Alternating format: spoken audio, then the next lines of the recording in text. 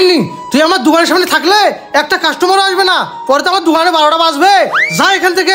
এই যে ভাই, আমাকে এক প্যাকেট বিস্কিট দেন। এই যে ভাই, 2 দিন ধরে কিছু খাই নাই, আমাকে সাহায্য করেন। এই গরিব, তোকে না বলছি আমার দোকানের সামনে দিয়ে যাইতে, এখনো যাস নাই?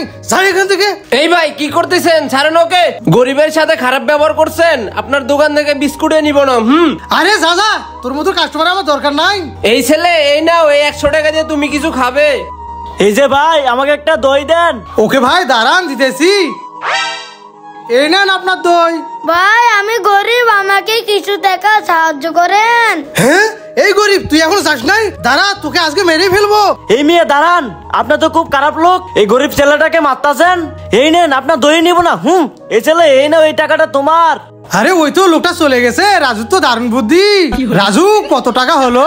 ভাইয়া অনেক টাকা হয়েছে। দে দে, টাকাগুলো দিয়ে দে। এখন তো এভাবে ব্যবসা করতে হবে। হে রাজু, কাস্টমার আসতেছে, বসে পড়।